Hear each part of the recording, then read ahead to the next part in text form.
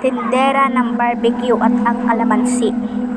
Isang araw malapit sa may kanto ay nakita ko ang magba-barbecue sa kanto. Ngayon ko lang napansin ang magba-barbecue doon, inay. Huwag mo na lang pansinin, anak. Noong nawalan kami ng ulam, naisipan ko bumili at tikman. Bumili ako ng isang dugo at may nabalitaan ako na may nawalang bata sa baryo namin. Nasarapan naman ako sa barbecue ni Aling Nina. Araw-araw ako nabili sa kanya. Isang gabi naisipan ko bumili sa kanya.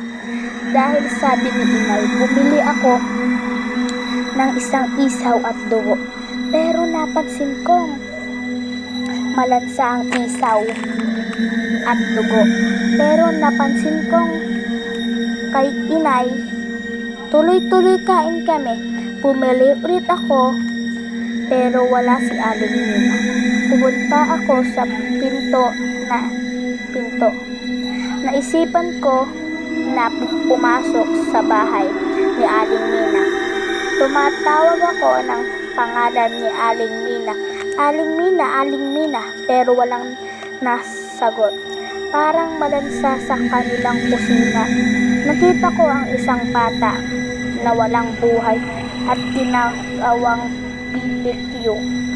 Nakita ko mismo na unti-unti niyahati ang katawan ng bata. Pero tumakbo na ako para sabihin kay inay. Pero nakita ko na natakbo at hinahabol ako ni Aling Nina. Pero agad ako nakapasok sa bahay at tinawag ko si inay. Sinabi ko ang lahat at nabigla siya. Agad kami